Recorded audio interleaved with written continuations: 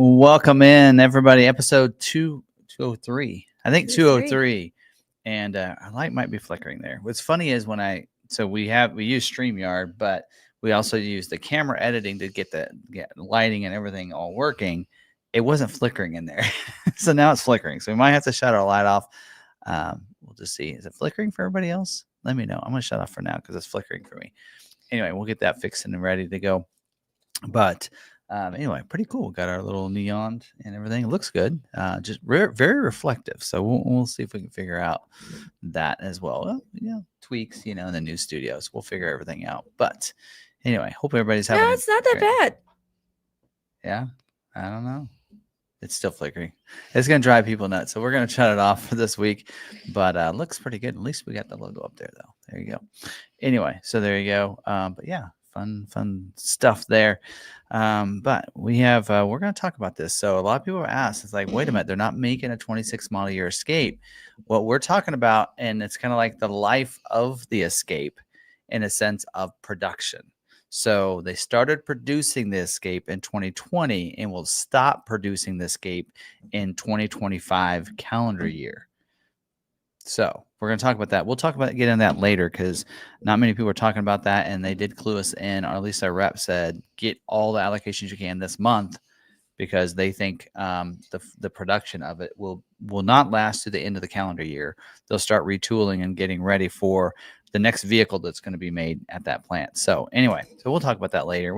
And it kind of gives us into nostalgic. Let's talk about the history of that. You've owned a Ford Escape. That's 2012. Your sister owned Escape too. She owned a newer one. So anyway, we have a little history with Escape. I want a 2012 Escape. Capable of towing. I saw one in Michigan, and it had towed a pop-up camper. I'm like, that's what I need.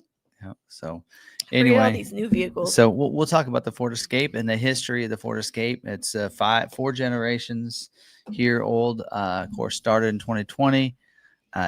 So we'll talk a little bit about that and some of the different things that it sets. So I do have some things. I had to do a little research on this. And I say a little because I mean like 10 minutes before a live stream. Yeah. Yes. So anyway, we'll have some fun with that and talk about that. But this weekend, we had a lot of fun this weekend. So let's get into that first and talk about that because that's what we like to do in here. This is more of a podcast type of thing, talking about things that we do as well. People are interested that are watching the live stream. And we'll get into the subscribe and everything. But let's talk about the weekend first, and then we'll get into to the subscribe and all that other junk there. Yeah. All right. So we went to Michigan. Yes. So we went to the Bronco birthday bash. Yeah. We set up McArthur set up a booth. We're the only dealer there. Yep. So like, why are people ask us like, you're a Ford dealer in Kansas? Why are you here? And so you like to party. Yeah. We talked about that. We are really big in the Bronco community. And how we like to inform and educate and help people, especially those early Bronco people when they're trying to get the Broncos, and helping them out. And also that, letting them know about our YouTube channel and where they can find more Bronco content on a weekly basis. Because I don't think there's anybody else's channel that, other than All Terrain Nation, they cover Bronco about every week as well. Yeah. But we cover it weekly on our Built Wild Wednesday. So which brings them up. We had a lot of fun the ATN group there with Dave and Kelly. And so we had a lot of fun with them, and their daughter came along too, and their Bronco Raptor. So we had never been on the dunes. First of all, they came and hung out with us at our booth. Yeah. So they didn't set up a booth. They're like, oh, we didn't think about this. But it was kind of nice. A lot of people didn't even know you could do booths because there was somebody else that I'm like, oh, you don't have a booth? I'm like, we didn't know we could do a booth. Yeah. And I'm like, but it was kind of nice because it kind of gave us, like, I was talking to everyone, but by the time they came over and sat down and hung out, people had tapered off. They were going to go watch the panel. They were going to go do some other stuff. So it was kind of nice to sit down and talk to them and, get to know them a little bit better. Now, we had kind of an alternative motive by being there. Was we were told that something would be, Ford would show something off to all the attendees there. And so that's why we went, was we wanted to get some of the early coverage of this, whatever they're revealing. We assumed it would be a 60th anniversary. And while there, thanks to my friend Dave, in the media. Well, maybe I shouldn't say who it was. Thanks to somebody that is like, hey, we're gonna go we're gonna go look at it in a little bit. And I was like, what? So I made a couple contacts, Mr. Levine and Brandon and such, and they were able to let me join along and take a look at that vehicle off in a undisclosed location on I somebody's stayed private back property. and man Yes. the booth You man the booth, and that's for why the what, video, like 2 hours? that's why the video is the way it is. Which actually, I'd been doing that for the Butt Wild Wednesday video, so I felt Yeah. like it was fitting anyway. A lot of people don't need to see me. Got to this point where I just had back-to-back people, and I was like, I am thirsty. I need a water. And so I saw Laura's like, Laura, because Alcione was there. So I was like, hey, can you get me a water? I really need one. Yeah. Anyway, yeah. So there are a lot of people that we'd seen in the community. A lot of people in the community that I've seen at Tennessee and some other events, because the Michigan Bronco Club they're heavily attend the Tennessee Bronco Supercell. I had to think about it for a second. But we had a lot of fun, and it was a blast. Hopefully you guys get a chance to watch the videos that we did, because I did a video about the event in general. Ford was in heavy attendance there. The Ford Custom Garage was for a big reason. Had to talk to a lot of people. So we got to see the Coastal Bronco there and some other things. Built Wild Fun was there. Bronco Wild Fun. Bronco Nation, of course, was there. Bronco Driver was there. Michigan Bronco Club and all. Of course, they put this on, but it was a great event that we got a chance to hang out, see a lot of cool Broncos as well. Yeah. The Ford Performance ones that were at Easter Jeep Safari were there. So check out the video I did, because I covered, that video, the vehicle, the different Coastal Bronco, which we've done a video on. Yeah. Those, checked out some other vehicles out there and everything in that video. And you got to see a little bit of us going up Test Hill. Yeah. So we got up the first time. And then that night, which was really fun, because Dave and Kelly were hanging out at our booth, and I'm like, I want to go out to the dunes tonight. I heard there was a beautiful sunset. And they said, yeah, let's do it. So I said, I've never been to the dunes. So like, well, let's go, and we'll show you how. So they basically showed us the ropes at the Silver Lake sand dunes, and we had a blast that night. Yeah. They brought their daughter along, who's learning how to drive, so she got to drive in the dunes as well. Yep. So it was a lot of fun. Yep. So we did race the Raptor. Really wasn't a fair race, because the Raptor does have a tune and mine doesn't. So I'm a 2.3 with no. But yeah, that thing has got a Baja mode. So it's not really fair, because it's got a sand and a sport mode combined called Baja mode, and that's not fair. I need a Baja mode anyway. But yeah, so that would probably be the only time that I think that I would wish that I had like at least a 2.7, right? But it was a lot of fun. It was. Got to go through some water, see the beach. Yep. Drive around. Beautiful sunset. And go up Test Hill and hit some other dunes and everything. And even we didn't get really stuck, but going up one, we were falling too close. And so we're like, oh, we need to slow down. And then we're like, oh, now we can't get over the hill. So we kind of got stuck. And then so I started going with the tires, and it just dug in, and then it rooster tailed into the side of the Bronco. So now the Bronco's covered in sand. But it fell in, and then as we continued driving, it had caught in the Benemy top, so it kept shaking down on top of us for the rest of the time. Then we had to take the top and put it on, and it dumped a bunch more sand in. And then the next day we flipped down the visors and found more sand. It was just a never-ending shower. It's still there. I want to collect it and put it in a little container and put sand dunes. So okay, I have little jars. I can bring them out. Yeah. Do not vacuum your Bronco yet. There's plenty on the back seat. You just scoop it up. Don't even need to get out of the floorboards. So anyway, so we'll get that all vacuumed up. It's actually in the. I have some pictures. It's in the power window switches. It's sitting in there. It's sitting in the little tray. I remember that. Like, it's everywhere.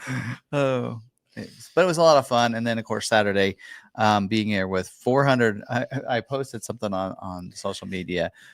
Sarah and I hanging out with 400 of our best Bronco friends. It's more like 500. Not best necessarily, but yeah. So it was a lot of fun. It was pretty cool, because we got there before because they were all lining up at the golf course, and they were going to caravan over, and we're like, let's just go over there. By the time we get there, we're going to be like they're leaving. I had to get my coffee, which shameless plug for my coffee time members.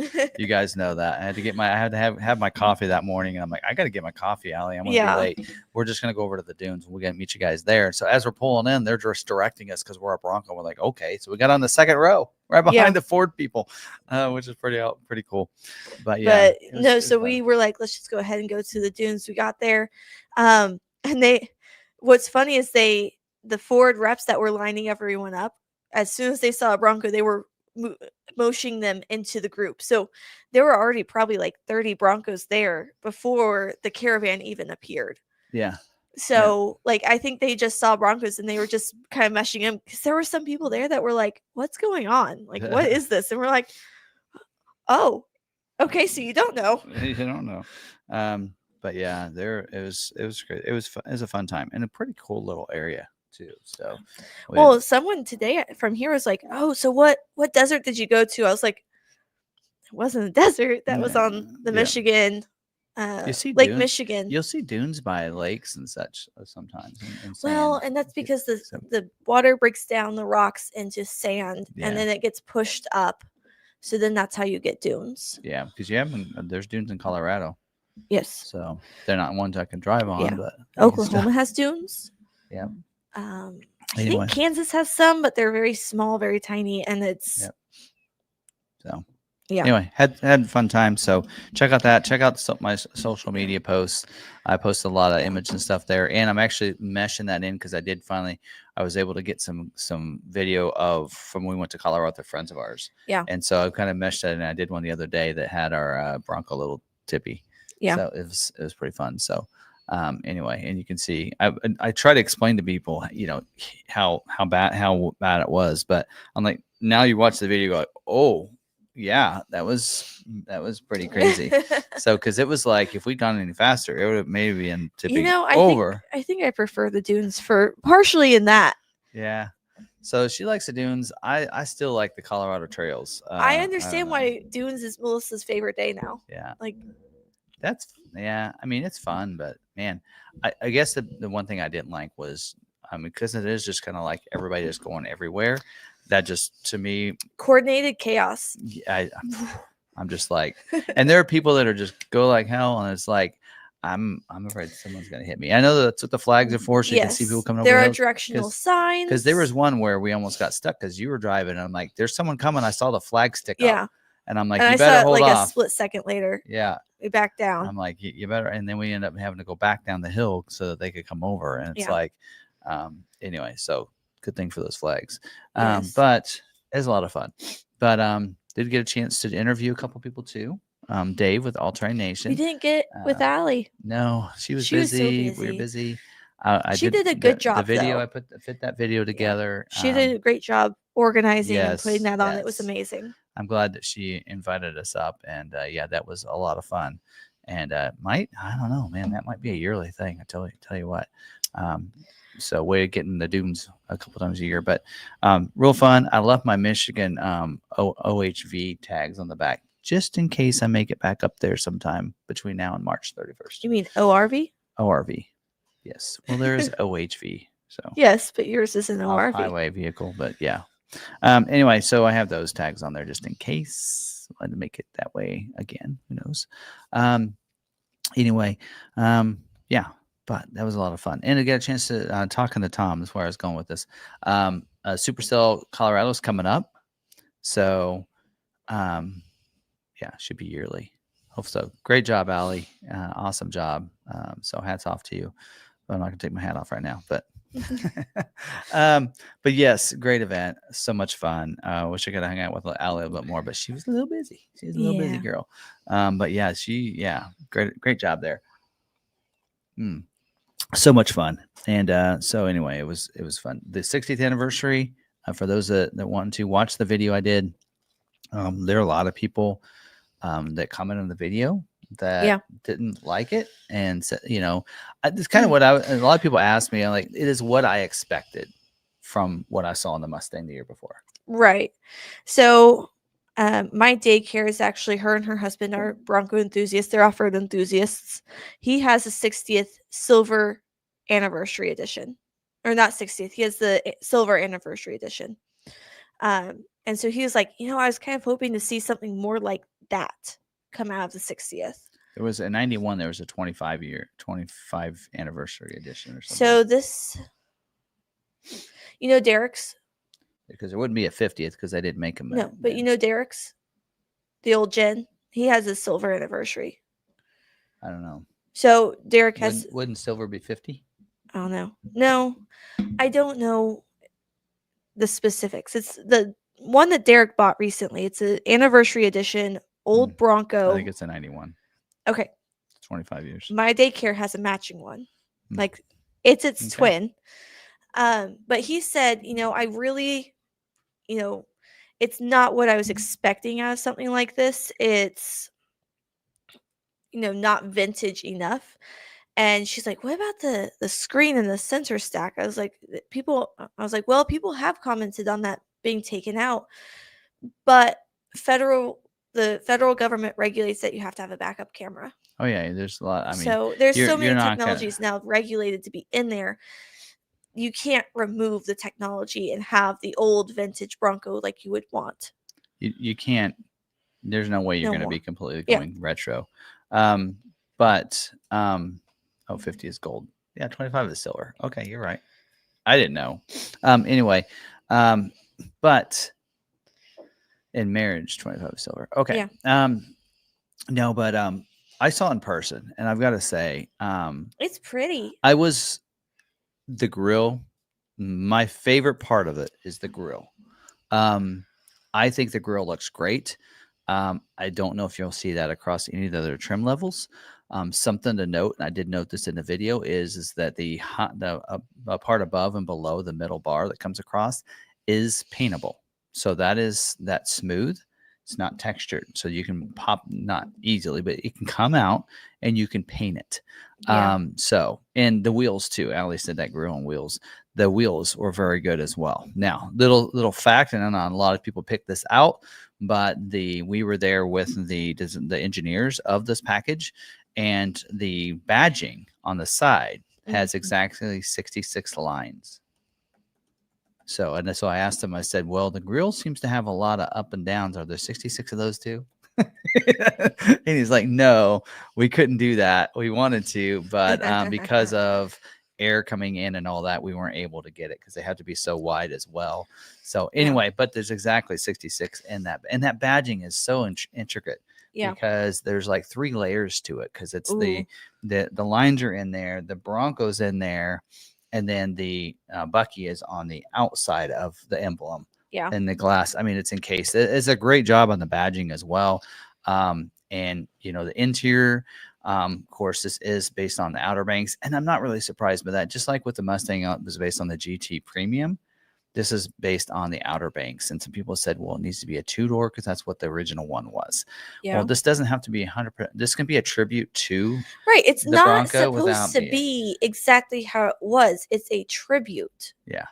So it doesn't have to be exactly, but it's just I think at the point, it's just a fact now that, when same way with other models as well. People said, well, they need to make a manual regular cab F-150, whatever, but people aren't buying them. They're not going to make them. So here's the deal. If you want it, then buy them when they come out. And you have all these people saying they need to do this, or this, but they're also not the one buying them. They're just saying they need to be available. Yeah. And I'm like, well, but if you're not buying them, there's no need for it to be available. There's no reason for them to keep doing that. I feel like the heritage editions lasted longer because people were buying them. So they saw the market for it, so they kept it going. Well, and here's the other thing is that the heritage seems to do pretty well because it is probably the cheapest way to get a front and rear locker. Right. It's a standard Sasquatch, not standard, but I mean, technically it is standard Sasquatch, but you're getting Sasquatch on it. So that's one of those things there too. And they feel like the Heritage Edition it's more heritage to the original than the 60th anniversary was. Yeah. So, but what you're getting with the 60th anniversary is, of course, requires Outer Banks, only available on Outer Banks, Sasquatch with the Lux package. And then kind of just like the GT. And the only options is, and this is a clue into a few things. They didn't tell us a lot about what's coming for when the order banks open up, but we know the 2.7 is back. There's a lot of rumors that 2.7 is going away. I've heard it from some people and pretty high up that works with Ford Performance and such that the 2.7 is going away, but they told us this edition will be available in either the 2.3 or the 2.7. So there's only like 4 options. And one of them is the automatic. It's Outer Banks, so it's gonna be 4-door automatic. Sorry, RagnarCon. Yeah. Also, 2 colors. So you have the Wimbledon white with the vermilion red, and the vermilion white roof, or you saw the ruby red with the white roof. I would like to see the red roof with the white, and then the Wimbledon white graphic on the side. But on the Lightnings, if you look at the white ones, like the 01, the supercharged Lightnings, the white ones have red accents and the red ones have white accents. Yeah, and I'm not surprised by the 2 different colors, but yes. Now I'm going to plug my live stream here. I am going to be interviewing one of the designers that worked on Maverick Lobo, Bronco Sport Freewheeling, and on the 60th edition Bronco. And because my interview is after this, she can talk about it. That's pretty awesome. So I'm excited to hear her take on things. Yep. That'll be really cool. So, and a lot of people didn't know this, but the 60th anniversary, they worked on that for 2 years, and they said that's actually quick turnaround for them. And the people that are responsible for that edition, basically it is a package, are the same people that are responsible for the Ford custom garage packages. Yeah. So those coastal packages, the dark trail packages, the Sinister Bronze package that you can get after you get your vehicle, you can order it through your Ford dealer. Most Ford dealers, you can order it from us. That's who made those. And so I got a chance to ride along with them over to the undisclosed location. And it was nice being able to chat with them and let them know that, I think we sold one of the first coastal Broncos in the country. So, we have, and we still have somebody that wants one as well. So we're like, hey, we can, we can get another one, put one on. And so that was pretty cool to chat with them, and he asked how that's being perceived. And I think the coastal package has been probably one of the most popular of that edition. But yes, so that's pretty cool. Kristen had asked me about the perception of the freewheeling at the Maverick event. Yeah. Anyway, I like the blue freewheeling on the Bronco Sport myself. Yes. But anyway, so that's that. So I know we gone on and on about that, but it was a lot of fun. And so next event, Bronco Supercell Colorado, we'll have a booth there. I'll be there. Jeff is coming along with me on this trip. And so we'll have a booth mainly Saturday. So we'll have a booth area that we'll set up on Wednesday, because we won't get there until late Wednesday night. So we'll set that up actually Thursday morning before we head on the trails. But we plan to hit some trails on Thursday, Friday. We might come back late in the evening, but maybe be there in the morning. But after that, we're going to hit the trails, and Saturday be the big day to come by our booth and check things out. And hopefully working some things out. We might have some discount code for people that want to get Ford Bronco parts, Ford accessories, maybe, Rocky or rough country parts, anything else. We're going to highlight a Bronco here in a week or two of some custom ads we did. So we can even get GV8. We can get all kinds of different brands that you want. So we're going to do that, and maybe even give something away in the raffle too. So I already talked to Tom. We're going to get a booth set up, and we'll be there. So it'll be a lot of fun. So plan on seeing us there. If you're there, we want to do a special drive for those that want to go along with me, and hit a couple trails. We did that last year with Henry. So we'd love to have a couple other members or just followers of the channel that wants to come along. So if you're wanting to do that, we're thinking about making that the Thursday drive, Thursday or Friday. Anyway, we'll see. We'll get that figured out too, but looking forward to that. So, all right, got into that. Probably kind of went along for the now making sure that how to make sure you're subscribed and everything. Should have done that at the beginning, but let's go through that. For those of you who don't know, if you're first time watching this because you wanted to know the details on that Escape, then we do this every week. We record it as a podcast, and so for that reason, make sure you subscribed, hit that bell notification, make sure that's turned on to all so you don't miss any of those. You can also, if you want to join our membership, we have 2 different tiers along McArthur Crew. That's $4.99. That gets a lot of features, including shout outs in the live stream. And there's a coffee time tier that we do where we have a daily video for you guys. So you can go ahead and join either one of those. Now, if you're a member of one and want to upgrade, just go to membership, hit that upgrade, and then you can switch over to the coffee time tier and change your level if you want to join us for that. So just a few people in that tier, and we have a lot of fun. That's I like to say that's a way of staying caught up on us on a daily basis. So if you want to see what happened daily, and it's more personal as well, between what's going on with me, the Bronco, the at home, whatever, that kind of stuff, and trips coming up, more personal stuff. So if I go on a personal trip and all that, you're going to see some of that content probably first before even social media. So so there you go. So there's some fun stuff. So Coffee Time with Tim sees the morning updates. Yeah. And we at home don't even know what's going on. So anyway, so yeah, that's all good stuff there. But you'll check that out. So yeah, that's all fun stuff. And so if you want to join that, you can. That's the biggest part of the Coffee Time tier is the daily updates. Sometimes they'll be, like I said, the more personal home life stuff is going to be on there and not on the membership. But on the membership, we do a weekly video lot walk, and then we do a live stream if we're here on Friday as well. And then of course we do shout outs to everybody here. So speaking of that, are you ready to do shout outs? Yes. Well, before that,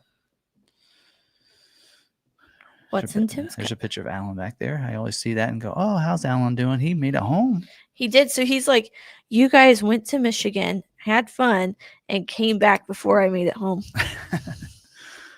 That was a rough trip. Yeah, so we were heading up. We were like, okay, we can get this done in like 13, 14 hours. So we headed up. We couldn't leave until about 8. Dropped off kids, said goodbye to them and everything. We headed up. And so we were like, we better call them and let them know that we're going to be coming in late after 11 o'clock. And so she calls, and our ETA in our car's like 11:30 p.m. Time there. And they're like, yeah, our gate locks at 11:30. What do you mean locks? It means you can't get in or out after between 11:30 and 8 a.m. I said, what? No way. She said we would be able to walk our stuff in. I'm like, no. So we picked up. Which in hindsight, if we had to walk in, we would have been SOL. We picked up the pace. We got there. So we left here at 8 a.m. Central Time Zone. And we got there at 11:30, 11:25, actually, Eastern Time Zone. So we made pretty good time. That's then once we got there. That's right around 13 hours. Then once we got there, we realized I forgot the tent poles for my tent. We slept in the back of the Bronco. Yes. But we would have been SOL. And Mike Hines helped us out. I don't know if he's watching this, but he helped us out. He let us borrow a tent. He had a 2-person tent that we put up the next night, so we were able to use his tent. So yes, that was nice that he loaned us his tent. So nice. I gotta love the Bronco, the Ford, and communities out there. You gotta love them. So all right, you ready for member shout outs? I am. Go for it. All right. My time to take a break. We have Mabsim. Hello, everyone. Wait, what? Is the title saying No 20 Escape? We'll get there. We explain that a little bit. Evening, Tim, Sarah, Ridgeview, and all of my Long Mat crew. We have Ridgeview, our moderator and greeter to our chat. August 11th, Jim Farley has a big announcement. Supposedly a 20,000 or less electric truck. We'll have to see about that. That is, that's Bronco's birthday. Is that telling us that maybe we'll see a Bronco Sport electric vehicle? Truck is a very stretched term sometimes. Because I hear they can't even make a $20,000 gas truck right now. Because I hear people talking about the Maverick. It was started at 20,000, but not anymore. So what it'll do, it'll be a 20,000 electric truck for the first year. So jump on it when you can, because then after that, it'll be 30 grand. 2 years later. Just saying. I was going to say, truck is a very subjective term. It's used for like Bronco and other things and whatnot. And so we'll see. You never know. Yeah. Anyways, JB Mav 25. Welcome. I feel like I haven't seen you in a minute. Monday. Yes, it is. Then we can talk about that on Tuesday if it does. Yeah. Well, that'll be We fun. have Ford enthusiast. Tim will let us know. I was in response to the 26th. Oh yeah, I already chatted with him earlier.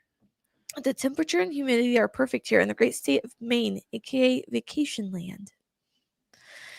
We've been to so many fun places. Like I'm gonna go back to Maine. Yeah. It was fun. I need to take the boys. I will be driving to practice. It's so nice in SoCal, but it's starting to warm up. There's so many that people ask me why I don't want to go to overseas to Europe or whatever. I'm like, We have enough to explore. Yes, there's so much to do here in the United States. I do want to go to Europe so I can go see France.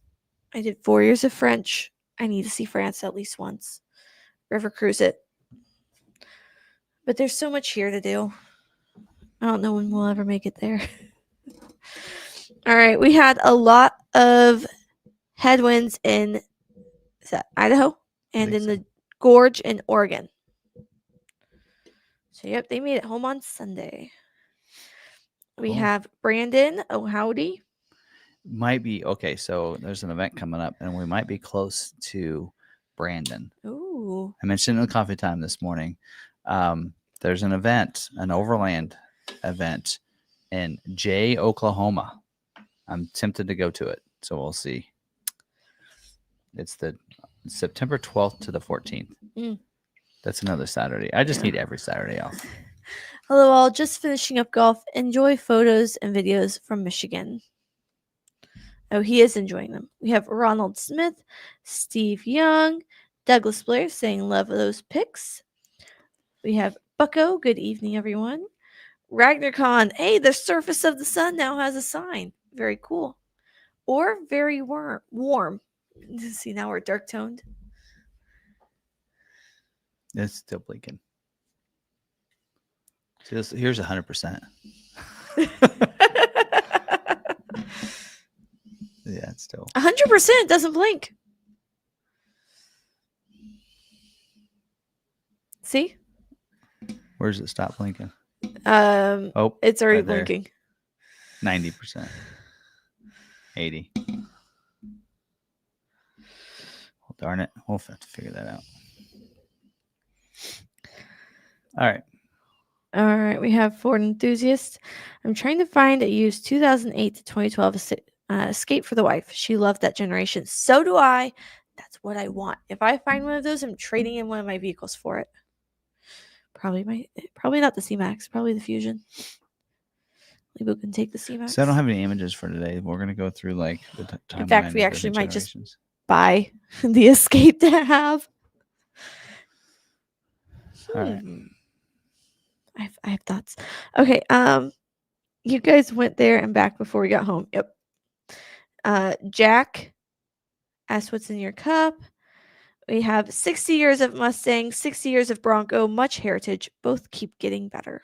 But we're only going to have 25 years of the Escape. So Allie said, Ford enthusiast asked how many Bronco sports were in attendance. There were 32 sports there. That is amazing. 32 sports entered the dunes. Somebody had commented on the video because I walked by theirs. And they said they won the award for Bronco sport. Yeah. That's cool. I missed the awards. But I don't know. Any plans for 60th edition Bronco Sport? It's gonna be a while. I mean, well, I guess you could look at Bronco. Technically first gen. You could look at Bronco 2 when the Bronco 2 came out. When the year did that come out? And go from there. Have we sold a freewheeling? He's wondering. Oh, he yeah. hasn't seen one. We had like a couple, right? We had 2 that come in pretty early, and they both sold pretty quick, actually. Maybe Ford's going to sell a motorcycle. For 20 grand, yeah. Electric. There you go. That's possible. Maybe it's a regular cab. Oh, see? My dad used to refer to my sister's Expedition as a truck with seats. But I hear people go, oh, my truck. And they're referring to their Bronco or their Expedition or Explorer or something. A truck is a... Technically, it is all SUVs are title for our tags anyway. They're a truck tag. Technically, in Kansas, anything that's an SUV is a truck. Because you don't have to... I only know this because my C-Max is technically a truck. But we were able to take the C-Max or whatever truck tag it was and transfer it over to the C-Max without having to switch the type. Okay. So. All right. Anybody else? Don't know. Nope, I have everyone shouted out. Okay. Well, we will move on and moving on. Don't forget about some of the different people we like to follow, the different YouTube channels and such, and people on social media like Allie. So definitely give her a follow on Instagram, Facebook, wherever she wants. So yeah, I always tell people, I don't like to, like push Facebook, but Instagram, Threads, follow me there. Instagram. X, but X not as much, but Instagram mainly right now. I'm trying to do as much as I can on there, but there you go. All right. We ready to move on? Yeah. All right. Let's talk about some scheduling. We did a video, right before the live stream here that went over scheduling for this week. Now, this is the last week, again, for those allocations for those September build dates. Next week, the 14th is when we'll see the first set of allocations for October's production dates. And so let's just kind of a recap here. Let's first talk about the plants that are not scheduling. So Mustang, Escape, Bronco, Mach-E, Explorer, Expedition, Ranger will not be scheduled this week. So most of those, they've already planned out their scheduling already, and they're full up. Now, Bronco Sport and Maverick is scheduling, but it's very limited. So they're just looking for they have some availability, depends on what you have on order. So if you have a certain thing, certain configuration, and your dealer has an allocation, that's the key. Dealer would still need an allocation, then they will do some scheduling. So there's some dealers that have allocations out there that aren't being used. I'm assuming by now Ford slid in some stock orders to make sure you use those coming up. And then, of course, Super Duty, F-150, and Transit, they will typically schedule weekly. So they won't schedule all theirs out like they do the other models. They like to do that. And the reason they do that is because if somebody puts in an order for a truck, they don't want it to take a month to get scheduled. So that's why they usually will schedule multiple weeks for those models. They've always kind of done it that way because like your grandfather or my dad, he would put a truck order in and he'd put it in on Monday and get scheduled that Thursday. And that was pretty typical back then because they will schedule on a weekly basis. So because of that, Super Duty will be scheduling and F-150 will be scheduling as well, and F-150 Lightning and Transit will be scheduling. So those four will be scheduling as well as Bronco Sport and Maverick. I don't see a lot of Bronco Sport and Maverick people getting scheduled. Let's say most dealerships probably used up all their allocations already. So, but we did get news today that we're getting another 14 Ranger Raptor allocations next month. So that'll be 28 over those 2 months. Yep. So we got them late. So anyway, we're able to handle that. Should cover, I think, most of our orders. I think we might have a few slots available for that. Some people that had backed out on some orders maybe, so we might have some slots. So if you're wanting a Ranger Raptor at invoice pricing, get a hold of us and we can let you know how we're looking for allocations and how many orders we have. Yeah. But I think we do have some open slots. So anyway, so there you go. So good news to see that and see those getting planned out. So any questions on scheduling or anything, even if it's on next week? I do have some information on next week. So I covered that last week, but if you have any questions on that, like some of the news for next week we covered last week, is that Maverick and I assume Bronco Sport and Expedition will balance out for October, which means they're going to stop. October production will be the end of production for those three models for 25 model year before moving to 26. So because of that, we'll probably see the order banks open up within the next week or two for Expedition and Maverick at least. I think Bronco Sport will fall along that. They just didn't list it out because Bronco Sport usually goes along with Maverick. So I'd assume those three models order banks will be opening up soon. So for that reason, we're going to finish out Mustang videos because I'm way behind on those this week to be ready for those order banks to open up, hopefully. and we can do videos on those. So we'll try to get those out. Anyway, all right. Nothing else there. Mm-mm. All right. We've got some dealer news updates then. I will say first year for Bronco 2 was 1984. There you go.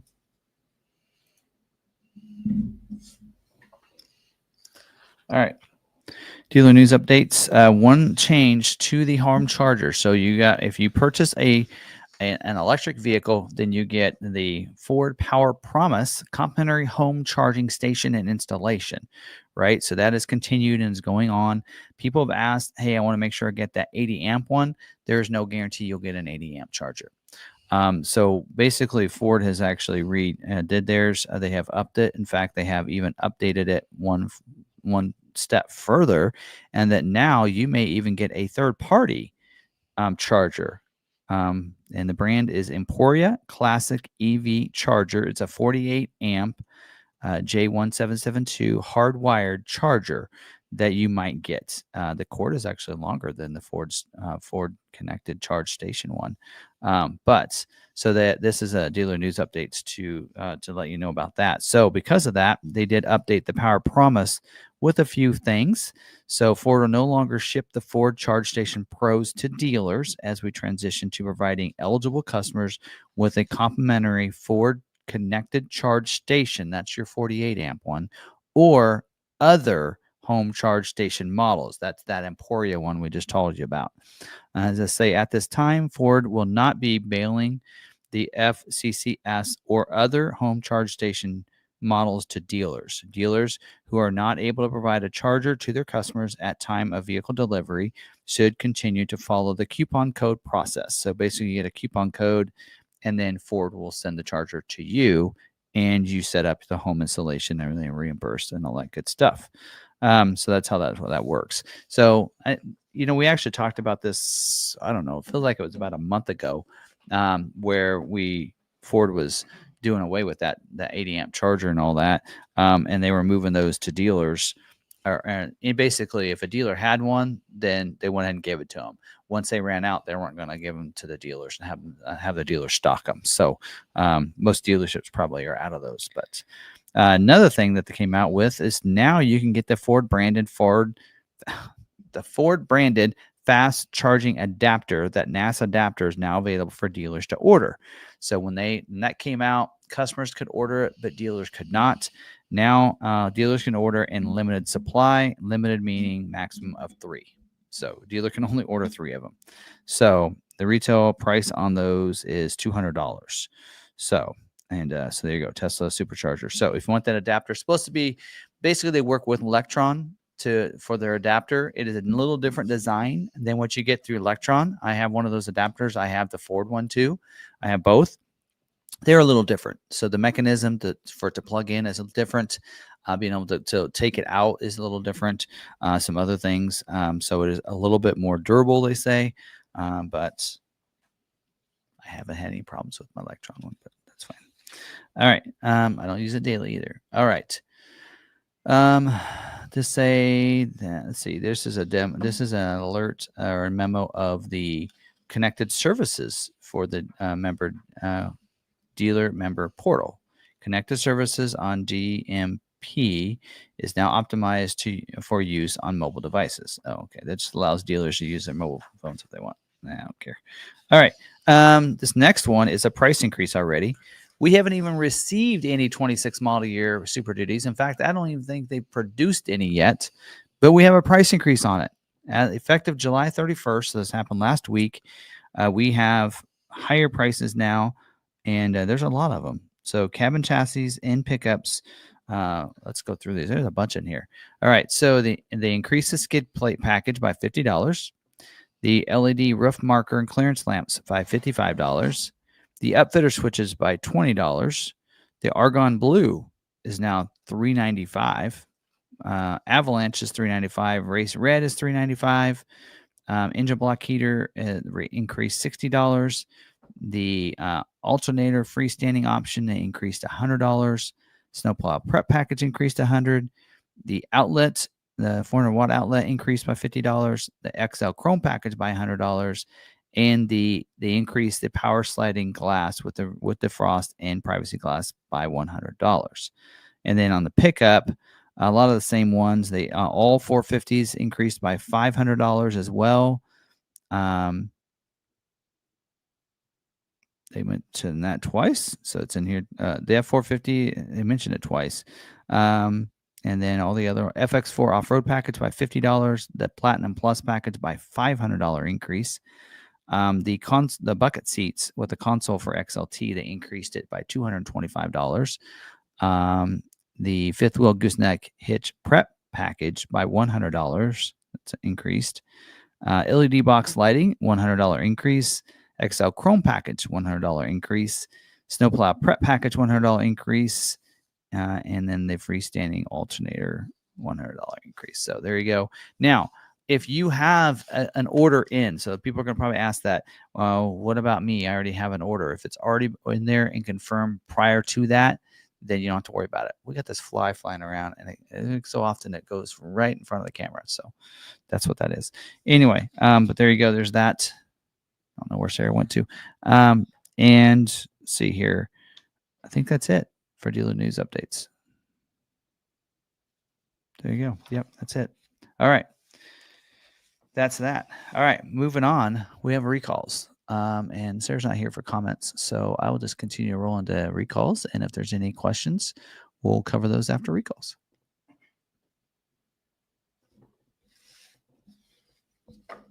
Okay, so first one here is an advance notice for compliance recall 25C31. In fact, by the way, there are several for 25 model year vehicles in here. So this in here is affects 56,470 vehicles. And advance notice usually means that the fix isn't available yet. So in all affected vehicles, the initial start of trip seatbelt chime may not play from the audio head unit at vehicle startup if the 12-volt battery is at a low state of charge, which may not conform to the requirements specified by the Federal Motor Vehicle Safety Standards. So there you go. The missing audible chime can result in decreased seatbelt usage. Not really. Increasing the risk of injury or during a crash. Okay, whatever, Ford. Actually,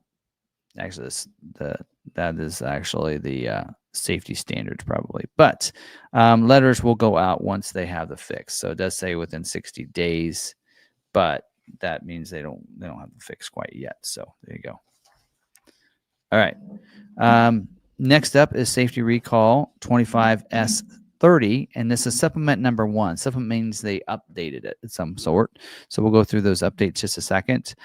This is for 24 to 25 model year F-150, 24 to 25 Expedition, and 24 model year Navigator vehicles. This has to do with a 3.5 liter engine cup plug inspection. We did talk about this one back in May. That's when it came out. The advance notice came out. Affects 4,354, and in this update to this recall, the affected vehicle build dates have been updated. The inspection photos process is updated. The technical instructions and the VIN list added as well. So they added some VINs to it. Small number of vehicles require special handling. A VIN list has been attached to this bulletin. So there you go. And this one here, it does have on this the 3.5 liter engine that may have a misaligned cup plug at the side or rear of the engine, which may result in a rapid oil leak. That will leak in the presence of an ignition source, such as a hot engine or exhaust components can have a risk of a fire. So anyway, letters went out the week of May 19th, but for those that VINs were added, then letters are going out the week of August 18th to those owners. So there you go. All right. Next one is safety recall 25S62. I think this is an advance notice.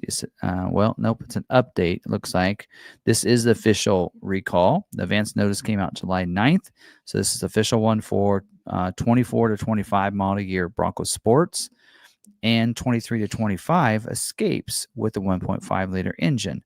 So 2,977 are affected by this one. And if you don't remember from July 9th, let me recap you. Some of the affected vehicles were repaired with service replacement cylinder heads or long blocks that may have a loose ball joint or ball plugs. This condition may result in a rapid oil leak if a ball plug comes out of the cylinder head. The oil leak in the presence of ignition source, yes, just like with the other one, could cause a fire. And letters are going out, looks like the week of August 18th to these owners. So now we do have a fix. So now if you read this, since there is a fix, you don't have to wait for your letter. You can go in and get it done if you want to. All right, this next one is Safety Recall 25S51. This is certain 25 model year Expedition and Navigators. This is an advanced notice, it looks like, or is this the official recall? Usually I can tell if it's official recall if letters have gone out. So this is an official recall to this one. It didn't take long on that one. 170 vehicles are affected by this, and all affected vehicles have the potential of a passenger airbag to inflate with increased pressure or velocity when it deploys during a crash. These airbags contain internal mesh filters that were built with the incorrect mesh thickness inside the passenger airbag inflator.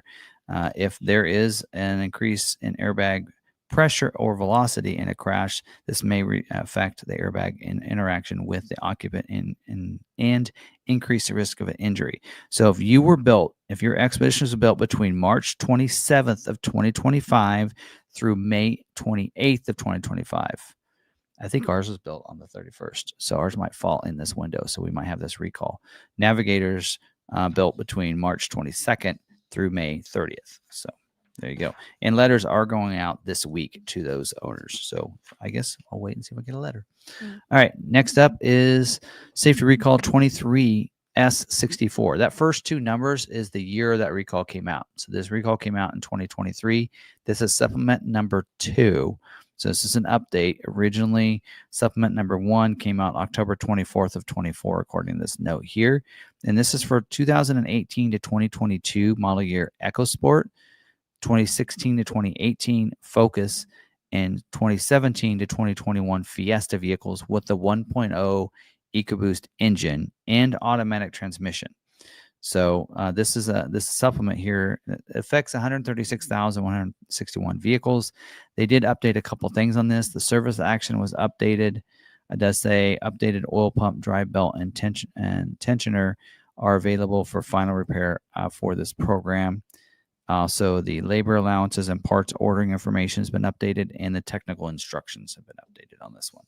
So anyway, I won't go through that recall because you should have known that one. Letters are going to go out next week for those people, letting them know that this recall. I think it's actually taken this long to get the recall, the official recall now. So some of the affected, I'll go and go through it. The engine oil pump, dry belt tensioner arm may fracture or separate from the tensioner backing plate, and or the oil pump dry belt may degrade and shed pieces of material, resulting in a loss of engine pressure.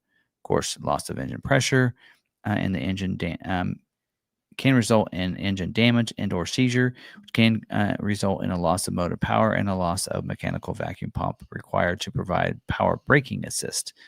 So there you go. A lot of oil pump like ones today. All right, for this week. This next one is Safety Recall 25S67, and this is for 2020 to 2025 model year Explorer and Aviators with the power second row seat. So this is the advance notice came out June 16th of 25. This is the official notice. 305,368 vehicles are affected by this one. And the easy entry seat fold switch on the second row outbound seats may intermittently bind or stick if its surrounding trim bezel was installed incorrectly. If the button is stuck in the down position, the seat may unlatch, fold, and or slide unexpectedly, potentially while driving. A seat that unexpectedly folds or slides, yeah, we know. It's not a good thing. Letters are going out this week to those owners that are affected by this one for letting them know about the fix is available. All right, this next one is on Maverick Lobo. So certain 2025 Model year Ford Maverick Lobo vehicles. And this is, customer satisfaction program 25B34. So this is not a safety recall. Affects 758 vehicles built between September 6th of 24 through March 31st of 25. For all affected vehicles, an incorrect smaller capacity radiator and cooling fan were installed. During certain driving conditions, such as during track use, the vehicle's overheat prevention strategy may engage to prevent engine overheat. This can cause the instrument panel cluster to display an engine power reduced or engine coolant overtemp message, diagnostic trouble code. So anyway, letters are going to go out next week to those owners. So yeah, they're supposed to have a bigger cooling fan and radiator. So some of those did not get that. So there you go. All right, this last one is safety recall 25S55, and this is for 25 model year F-150 Explorer Transit Expedition, again, showing up, Navigators, equipped with either the 3.3 liter or 3.5 liter. Only 155 vehicles are affected by this one. Most of them was just a vehicle built a certain day at the plant. And some of the affected vehicles, improperly machined connecting rods may have been installed in engine assemblies. This may result in a failure of the connecting rod, bearing bolts, or the connecting rod cap, any of which may result in engine failure and a loss of motor power. And loss of motor power while driving can increase the risk of a crash. So this does have the official recall, so those are going to go out next week for those owners. Let's see, Expedition built February 28th. Ooh, I think we're good there because mine was built in March. Okay, there you go. Any questions that we need to cover since we started going over that stuff? Nope. All right. Nothing? No. Nothing. All right. So my is it true is going to be whether or not they would continue to make the Expedition next or Escape next year, but since it's the topic, we kind of already know the answer to that, right?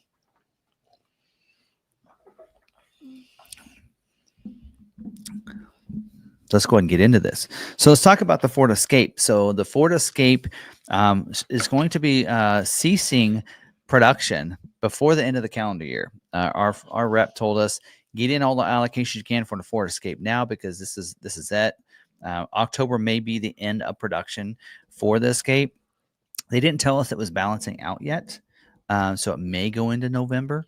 But they said get as many as you can now because production will not last through the end of this calendar year, which is why we put that in the thumbnail.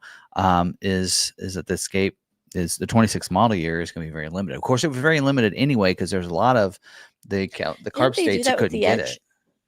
They stopped producing at the end of the year instead of going into the next year. Yeah. I mean, we knew this was the last year for it. At least we were told that. But we thought they'd produce at least into next year, but in a calendar year, right? But yeah. So anyway, but so there you go. And the reason we put in 2020 on there was it was the very first Escape was the 2021 Ford Escape. But they started production in 2020. So let's go through this and talk about this. Now, a lot of people didn't realize this, but the Ford Escape compact crossover SUV was first introduced for the 21 model year. It was developed in partnership, I don't know if you guys remember, with Mazda, the Mazda Tribute. They pretty much look the same, but Ford had the controlling for that, so that's why they can continue it after that. The Escape was the first car-based SUV built on a unibody. I don't know if you guys remember that, but all the others were like the Explorer and all those others and Expeditions were built on a truck body. This was the first one built on a car body based construction. So there you go. And I think they're saying, and for any model, it sounds like to me, the Ford Escape was Ford's first car-based SUV offering unibody. So anyway, debuted in 2001 for the model year. So the first gen went from 2001 to 2007. So the Escape did follow in that typical, not completely, because there are some dates in here, but a lot of them would be every 6 years. They'd refresh it, right, with the next gen. So generation 1 went from 2001 to 2007. shared the platform with the Tribute, offered a 4-cylinder and a V6 option back Okay. then, available in 2-wheel drive and all-wheel drive configuration. And does say in here the 25 model year saw the introduction of the hybrid, the first hybrid SUV to the market, I believe, was Okay. the Ford Escape. So funny, right? So it's going away. It's the first hybrid SUV. Now we see a hybrid truck. Mavericks being the first hybrid truck that we're seeing first. Well, not really, because technically F-150 has a hybrid, but there you go. So second generation is it, and I don't have images for this, so we're just going to go through this. Second generation is a 2008 to 2012 model year. And of course, it got a redesigned interior and exterior for that. You know, let's just do this. Google will find us a picture, right? 2008 Ford Escape. We'll find images, right? Yes. We'll pull that up here. Let me share this screen for everybody.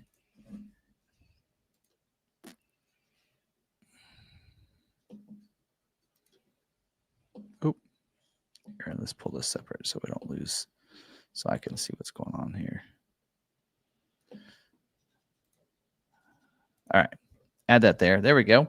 So there's kind of an image of that. So there's a 2008 Ford Escape right there at some point. There we go. So there you go. There's one. And you can see there's people. Anyway, so that's on. I don't know what website that is. Anyway, so there you go. That's what that kind of looked like. What year did you have? I had a 2012. 2012. So featured redesigned interior and exterior. So it included new headlamps, a revised front grille, and a new rear fascia. Maintained the same platform as the first generation. So there you go. Something like that. Yours was blue, wasn't it? It was blue. Okay. It was so pretty. All right. I totaled it. Yes, you did. I remember that. All right. And then third generation, it was a 2013 to 2019 Ford Escape. Nope. That's when they went wrong. Share these. So there's what that looked like. They went to more of a crossover look, right? Right there.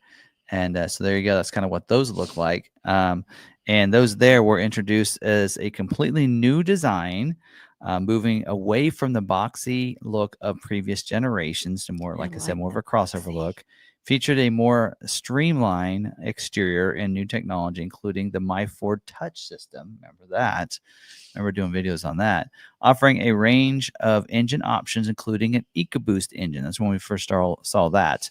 And a facelifted version of the 2017 brought further design and technology updates. Oh, so we gotta search for 2017 now. So yeah. Don't forget the Mariner.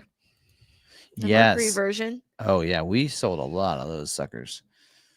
So actually was a toss up when we went to go get my Escape. They also had a Mariner, and you were like, "Which one do you want?" And I test drove both, and I chose the Escape. I was like, "I just prefer this one." There's a 2017 with upgraded grille and such. But yes, the Mercury Mariner. Also, we sold a lot of Mercury. So we are a Lincoln Mercury dealer, and we sold a lot of Mercuries. Mercury Mountaineer. We were the #1 Mercury Mountaineer dealer in the United States of America one year. I can't remember what year that was, but we sold a ton of those.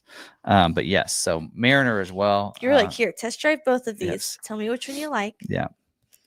All right. And then the fourth generation, all right, is what we currently see, which is the 2020 to present, right? So we can actually see those on our own website if we wanted to. But we'll use this. That's Ford's website. So that is our current generation right there. Ford Escape that is going away. Introduced a more modern, elegant interior. Offered a variety of engine options, including hybrid and plug-in hybrid. and then features advanced safety and technology features. So there you go. So that is a little rundown of the history there. The Ford Escape was, it says, is a pioneer in compact crossover segment, offering a car-based SUV alternative to traditional truck ones. And then also the Ford Escape Hybrid was the first hybrid SUV offered in North America. And then the Ford Escape has evolved over years with design and technology updates. So it's amazing what AI does on Google. So that's all notes I have for that. But yes, it is going away. So it is the 20. It's going to end with a 26 model year. They're going to produce it. They're going to stop producing sometime before the end of the year. So production will cease. So they'll stay on dealer lots. If I know some of those dealers, they're not real interested in selling their vehicle down. You might be able to find them into early 25. I mean, for us, They'll be gone. they'll be gone. We don't sit around on those. But man, if you're looking at one, I mean, that's the one thing is that one you'll find with the Escape right now is it's really the only plug-in hybrid you can get in the Ford lineup right now. And I think that's a big one. Look for that plug-in hybrid. There's a lot of rebates on them right now. You can get one in the lower 30s, save yourself on a lot of gas by going in all electric mode if you want to, and that kind of stuff. But yeah. So it says Ford must be introducing a new model at some point. I suspect a hybrid, because how can they not have any small vehicles? And we thought the same when they got rid of the Fusion, the Focus, and the Fiesta. Like, how can they not have any cars? Yeah. Well, we saw that. Yeah, it wasn't that long ago that Ford was, doing away with all their cars. No more Focus, like I said, no more Fiesta. They did with the EcoSport, and they found something else, So I guess that was the other thing that needs to be brought up is what is that Ford Escape buyer? Just like with the Ford Edge. The Ford Edge buyer, where did they start? What did they end up purchasing the next time? And some of them they haven't yet because 24 was just not that long ago. Mm-hmm. I mean, we stocked a bunch. Like people that do our lot walks, so why are you stocking so many Ford Edges? And I'm like, because they're people that like that want it again. They can't get it in a new one. They'll get it in a late 24. And so, or let, 23, 24. That's why we're carrying so many. So you'll probably see us continue to carry those late model Escapes as they start on our used lot. And so that's probably the way some of those people that really love that Escape, if they wreck it, total it, whatever, or ready to upgrade from their 2020, 2021, and they want one, they're going to be looking for that 25, 26 on that used lot and just get a low mileage ones, right? So that's probably what's going to happen. But what will they gravitate to from here? What's the Edge buyer gravitating to? Are they going to the Explorer? Maybe some of them went down to the Escape, right? Escape buyers, what are they looking at? I think that the Bronco Sport did pull some Escape buyers over to Bronco Sport. I know there are a lot of people like, I liked that, like you said, you like that more boxy SUV, the SUV look. I like to say that the 2013 on was more crossover look. Yes. And I like the rugged terrain feel of it. It was also felt bigger on the inside, felt bigger had a bigger stance when you were driving down the street. Yeah. It made me feel more secure in what I was doing. So even though it was built on a car, it's sat up more. And yeah, so people like that. And so when the Bronco Sport came out, a lot of people were like, oh, this is what the Escape was that I used to like. And so I think a lot of people, I think Bronco Sport sales are doing great, better than Escape. And so I think we're already seeing, people going to the Bronco Sport. So I think some will gravitate over to Bronco Sport. That might actually help the Bronco Sport a little bit. Not that I don't feel like it needs a lot of help. I feel like we sell those pretty well. We're not in a metro area by any means, but where Escape sells well. So here's the thing for us, I feel like, is we don't sell a lot of Escapes. Usually, if we're lucky, a handful. Right. But we sell close to 10 Bronco Sports a month. So we look in the metro dealers, we have a competitor that is, pushing us for the title for the number one dealer in Kansas. They sell a lot of Escapes.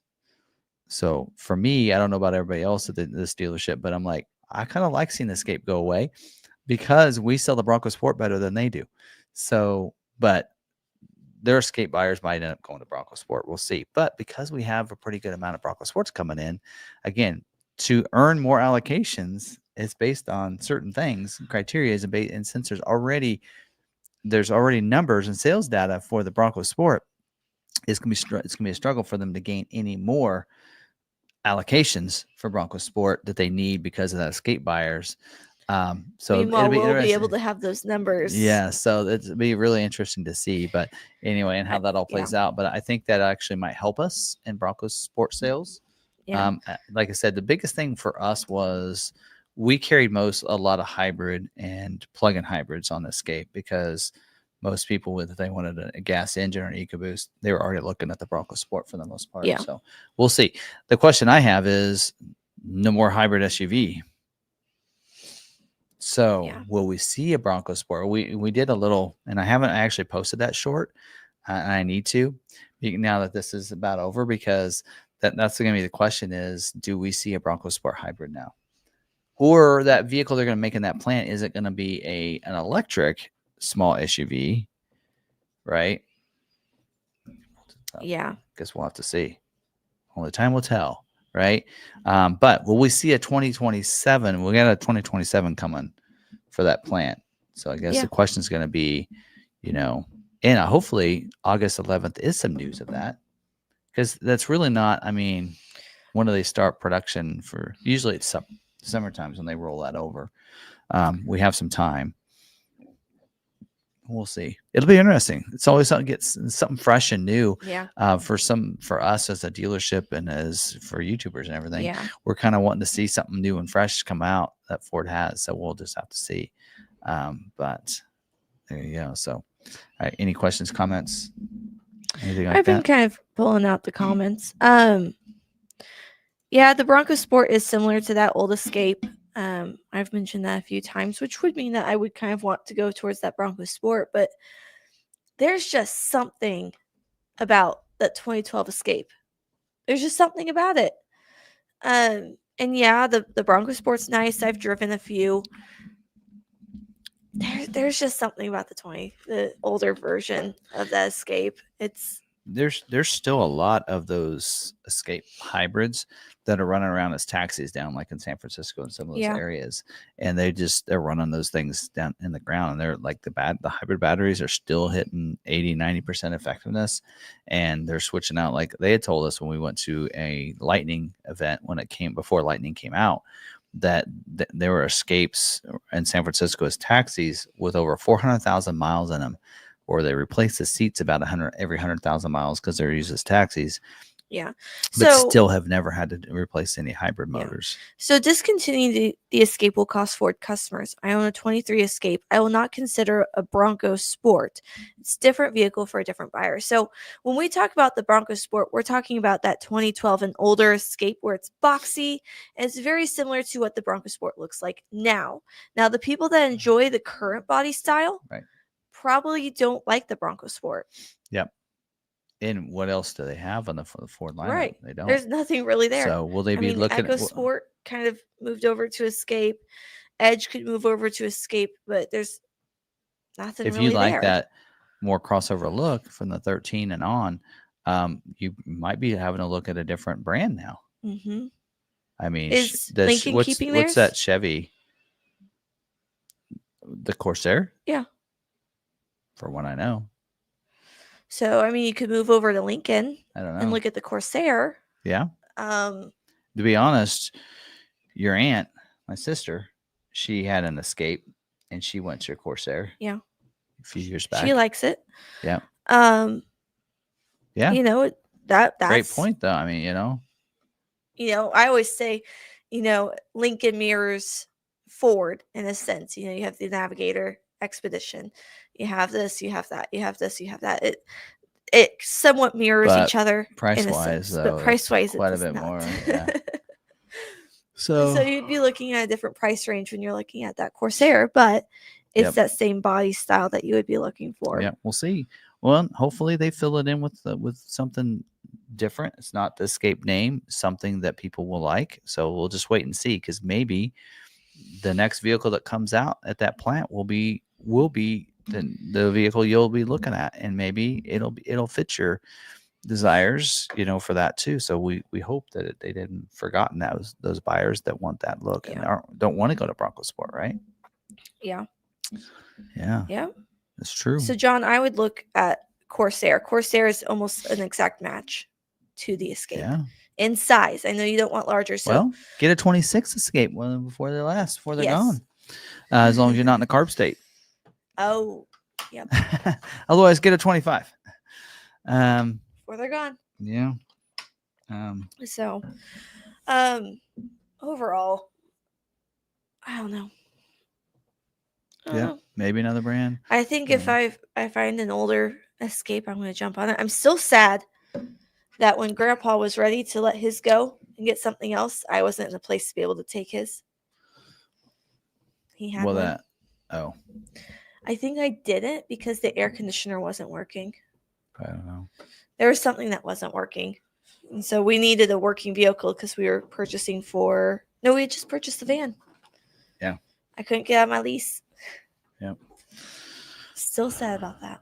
Because the people that are buying those are holding on to them until they die. Yeah. Either the car dies or they die. Yeah. See, I'm curious, with that, that comment to that is, I'm curious, and I don't know, it's been a little while, but did they lose buyers when they did away with the Focus and Fusion? Yeah.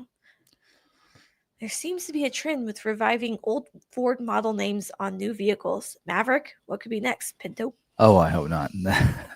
That was a name that was not, they had a lot of issues there with the Pinto. So I don't know. I don't know if they'll reuse that name, but what are some others out there? Well, of course, Focus, they've had the T-Bird they brought back and reused already. Oh, they could, the Focus. There was some talk that they were going to make a Focus SUV. And it was going to be like the Escape kind of. So when I started here back in Wash Line, it was kind of hard to get to know the Ford lineup and get to know which one was which and remember which was which. And someone put to me that made sense. They said if it's a car, it's an E. If it's an SUV or truck, it's an F. I was like, huh? They said Escape, Explorer, Expedition, EcoSport.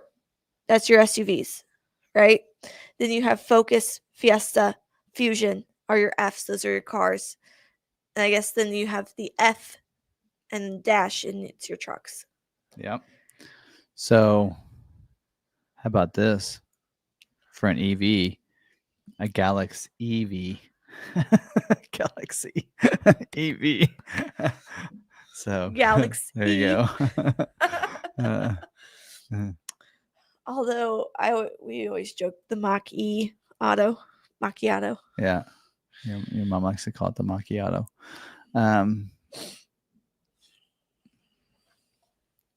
The Escort. I owned an Escort. You remember that? We had a 4-door Escort. No, you probably don't remember that. So you and Jolie were little. It was before Emily and Jeff came along. We had a Ford Pinto. We had a Ford Escape, 4-door version, non-hatchback, and that was a good little car. It was. It's our first. It was, I think, first new car as a couple. But yeah. So, what you got there? These long ones, you guys got to keep them short because otherwise you cover up Sarah's face. Very helpful podcast. How long are F-150s running now from production? Once they're actually built to delivery to your dealership, does factory bedliner and more than that add more than a week? Okay, so yeah, it doesn't take too long. So I always thought, because we still have guys asking me, so what's the lead time and everything, and so we let them know, like I just told them, I said, well, next week we start scheduling for October production dates. And so we're looking at November deliveries. That's usually how I like to word things, because typically once it's built, it's about 4 weeks when it shows up, especially this time of the year. Now, at the beginning of the model year, sometimes there's quality holds. And so then I like to say 6 weeks, maybe 6 to 8 weeks. But when we're now into the middle and into job 2, we're not going to have the quality holds. They're going to get shipped out. Now, a spray and liner, bed covers, and all that, they do go to like what they call, I like to call it a mod shop. They call it Body Company or something, but they do go off to another site and facility to get that stuff put on. It may add a day or two, but not usually like a week to that. So, and so I like to tell people, like right now, if they get an order in, like they're scheduled, we talked about earlier, they're scheduling for those September production dates right now. What, F-150? I think it's, what were the dates? Because sometimes these are not quite all the way. No, listen, this is the end of September. So they're scheduling the week of 9/15 to 9/22 this week. We probably have some F-150 allocations. So if you get a September production date, late September, you're looking at late October for that to come in, right? And so, yeah, that's a look at it. Like Super Duty, they're scheduled for the week of 9/1. Well, that's pretty early September. That's only 4 weeks from now. So some models will schedule 2 months in advance. Some, like a Super Duty, will schedule pretty quickly within a month. And F-150 is usually kind of that way too sometimes. But that's usually what I like to say is, schedule for these dates. Find your production date at that point when you know what that is. Figure about 4 weeks after that. I like to say after it's been produced and it says it's shipping to you. Figure about 3 to 4 weeks. Especially F-150 doesn't take as long to ship, especially for us, because they make some of them in Kansas City. So we usually get those within a couple weeks. Yeah. So if it's an XLT, they make those in Kansas City. Lariats, I think, are made in Dearborn. And those still don't take that long. They usually can be on a train 3 days, over a weekend. They can be to Kansas City. And then we're getting it 2 weeks, usually about 2 weeks after it hits Kansas City. So, yeah. Anyway. All right. So I do have a couple of other questions. It's good to see Gino in here. I haven't seen him in here for a while. I had saved his comment. So, yeah, we've missed you. Yeah. Saw him not that long ago, though, at the meetup in Florida. It's been a lot of fun a year. This will be a fun year in a review at the end of the year. Mm-hmm. So, all see what other trouble we can get into the rest of the year. Has anyone seen the Bronco and Mustang electric bicycles built by Ford? Very cool and only at limited Ford dealerships. Does Lowell McArthur sell the Ford e-bicycles? They have Bronco and Mustang version. I think we can get them if we want. Yeah. And I think they're on Ford's website. Yeah, we did a story on them when they first came out. Yeah. On those. So someone reached out and asked me if maybe they Lowell McArthur had test them. If Lowell McArthur had bought any, because the lady I was talking to is in finance. And so she was wondering if she should approve their request to go ahead and buy these for inventory. I was like, well, we haven't had any requests for them. We haven't seen much enthusiasm for them on the live stream. She's like, oh, okay. I was like, I mean, if your dealership wants to take a chance on them and offer them and have one on the showroom, you could, but that's between you and your general manager and your owners. Yeah, never know, right? Might be just the thing, just the right place. But so then we got into like the whole thing, but she was just like, I don't know if I should approve this or not. So she's like, I know you guys talked about them. Yeah. But yeah, some dealers should. I think if you're EV like a certified EV dealer, you can have them. I don't know. Well, technically, every dealer can be EV now. Remember, they dropped that Model E stuff. Anyway, so, I don't know. They're like $4,500 or $4,500. Mm-hmm. And it's funny because they mentioned there, Douglas said color options cost extra, just like it does on the Ford. It's funny that it's about the same cost as it is on a big vehicle, a little bike. I think it's because funny. They need to use so much extra paint. Yeah. All right. Question for anyone with heads-up display: is there a way to adjust it vertically up on the windshield so you can see it? Yes. There are adjustments to go up and down as well as left and right, I believe. Yeah. Yep. By the way, we're doing a video on getting the door code for your Expedition here this week. So hopefully I can do that tomorrow. Because that is something that we had to do. So I'm like, oh, yeah, just like the F-150. But it was showing you where the location of it is and everything like that. So it'll be a short probably, because it took us like first time we got it, like it took us seconds. I'm like, there you go, there's your code. Right. So anyway, like, hey, it's kind of nice having the Ford Vita guy as your husband. Sometimes. Anyway. No, we had an EV, and someone did ask me, they're like, would you pay $4,000 or $4,500 for an EV bike? I said, personally, no, because we've had Electron, and it was So $1,200. say, don't you have a e-bike? We did. Lebo wasn't riding it, so I sold it. Went to a girl that was here.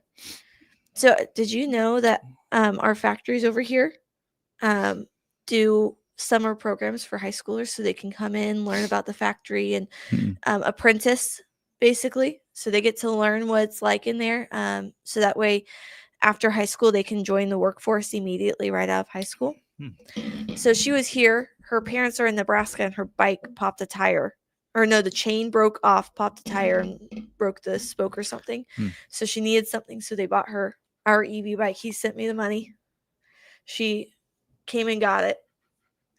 So, and then he's like, she's not messaging me back. I'm like, she's headed out. So, but no, I like the EV bikes. Just around here, there's not too many bike lanes, and the bike lanes that are there on the busy streets don't get minded by motorists very often, and so it can be kind of scary riding an EV bike around here.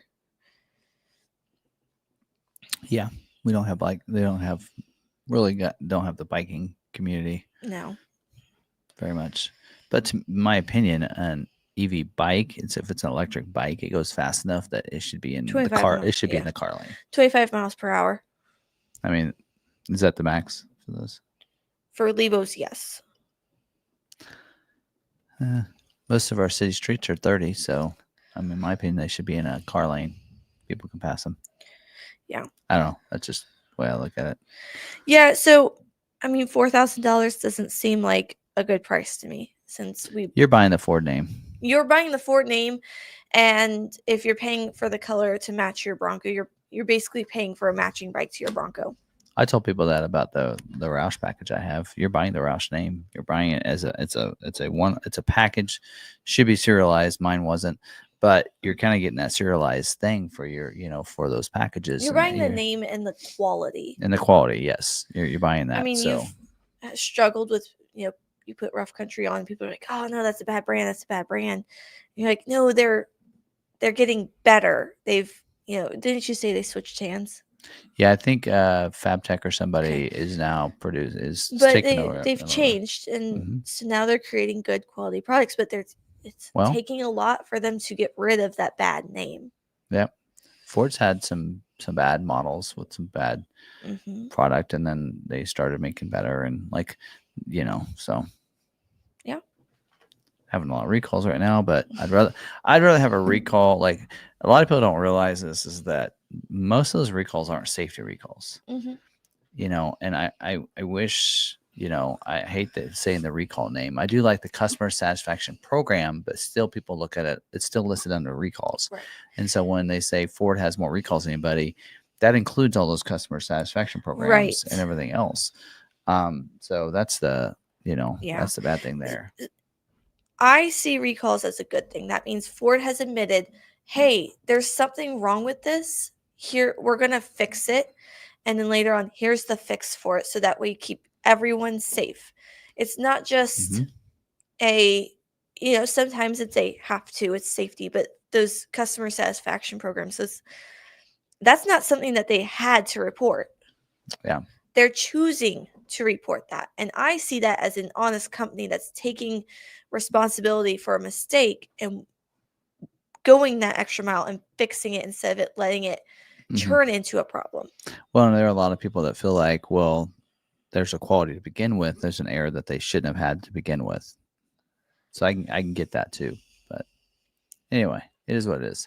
It's the way I look at it. But that's the thing. I don't really, as a Ford owner, I mean, that's all I have is Ford vehicles. I had for a while. It doesn't stop me from wanting to get another Ford, and not just because I work at a Ford dealer, but I like the Ford vehicles. I mean, we've traded for a bunch of different off-brand stuff, and I don't like any of them. I mean, to be honest,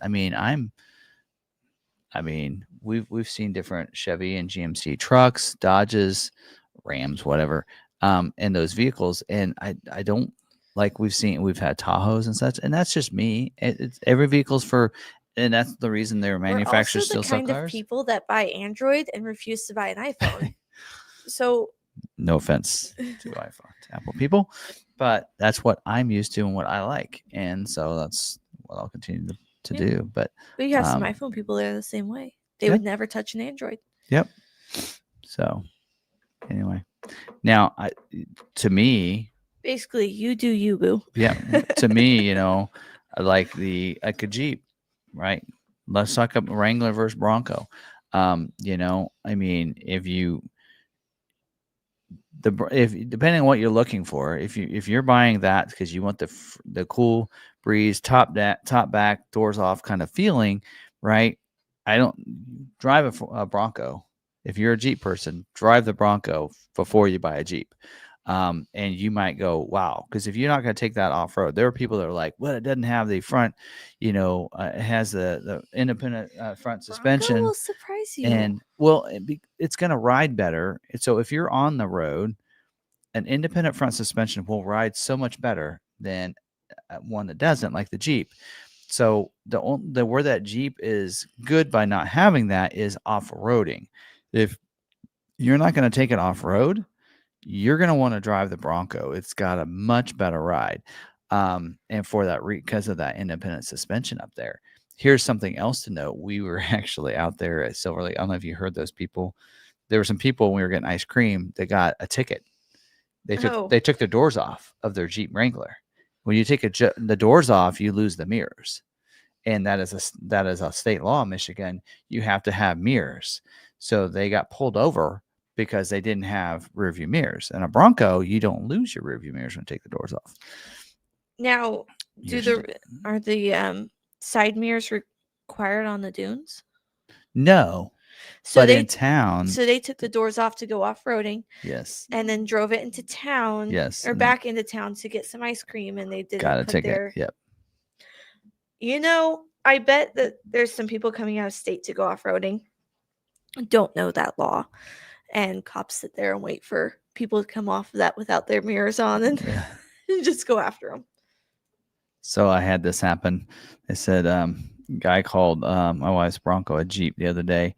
I've had people say nice Jeep, and I'm like, Bronco. So when we went to the campsite, they're like, oh, what you driving out? Oh, you got a Jeep? Like, Bronco. And then what? And so there was a guy in there. He said he's got a Ford Bronco, not a Jeep. It's like, yes, that's a Ford Bronco. And I don't take too much offense to it, but I will correct people. Like, it's a Bronco. It's not a Jeep. It's a Bronco. But I mean, I've driven Jeeps before. Yeah. Wrangler. I remember taking one home. I said, I want to see what this is all about, because this is back when I wasn't driving. I've never driven a Jeep or anything. I want to see what it's all about. I got about a mile, maybe 2 miles down the road, halfway home, and I said, nope.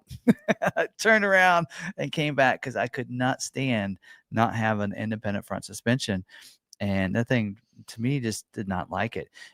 Here's the point is, even if you are going to off-road your vehicle, you still are going to drive that 80% of the time to get to the trail on the road, on the pavement. So I will say, Lebo had a Jeep. Just test drive them all. Lebo had a Jeep when we were married. When we got married, we didn't get rid of it until we got the Lightning, but we did have a Jeep. And the only time we ever used it was we took the doors off and drove around town with it on Sunday. I've never taken the doors off mine. I said that in the summer when it's going to be nice for several days, I'd take the doors off. But Lebo would take the top off, doors off, and he'd drive it around. We'd drive it on Sundays, take it out to the lake. The purpose of the doors off was supposed to be you take them off when you go out on the trail. So leave the doors at like campsite or whatever. You take them off and you go on a trail. But in Kansas, I never really did that. So. In Kansas, you can take the doors off in town. At least Salina, Kansas. We never got pulled over, so I assume it's legal here. That's actually the first vehicle I drove that was stick shift.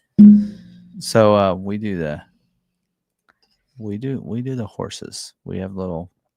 They look like ducks, but they're horses. We actually dropped one off at what was that? A coffee Oh. place. Was that 7-3 or something? I don't know. Seven Seven brew, something like Seven that. Brew or something, and they had all these ducks, and I'm like, So I took the. They were all. I put a Bronco in there. So they have a wall with their logo, and it's slotted, and so people figured out that their ducks can wedge in there and stay there, and so there's ducks all over the wall. So he went ahead and stuck his in there. I put a Bronco in there, a little horse. Anyway, it was fun. Anyway. There you go. Dislodge kidneys energy ones. Okay, but I gotta say that when Lebo and I drove the Jeep, and granted it was manual, so maybe that's what I kind of I was like, oh, Well, bumps, it's manual, it's gonna have those jerks and whatnot. But what's funny is I was driving a Gladiator, which should have been a better ride because of longer suspension. But anyway, but Lebo's was an old like 88, 80 something. That's why I really wasn't into it until I don't know. But yeah, Bronco, I love how it drives. And I'll have to ask Lebo about that. What year was your Jeep? Yep. So anyway, but there you go. All right, that's all we got for this week. That was our topic for this week. So yeah. Anyway. All right. Any other questions or anything? No, nothing else in there. Mm-mm. All right. Well, anyway, we'll see what we had. This week's topic came up yesterday because I'm like, oh yeah, they told us the Ford Escape production is going to be ending real soon. So I'm like, well, hey, let's talk about it, right? So you never know what we're going to talk about next week. We will get into probably Supercell Colorado, probably the Tuesday before. So that'll be that's coming up in a couple weeks. So we'll see. I told Jeff, I said, are you going to talk to people at the booth? He's like, why would I need to do that? I'm like, because you're setting up a booth and you're going to have to tell people about the live stream and the YouTube channel. You don't have to talk to him. But no, he probably won't get into it though. But anyway, he's going to off-road. Family that off-roads together sticks together. I'm telling you. So yeah, there's a common theme though in all these. So your mom gone, you've gone, Jeff's gone, and I'm always going. But you have the reason to go. I get I have all the vacation time. Well, and on top of that, I have small kids. Yep. Jeff has standing stuff going on weekly. Yeah. Yep.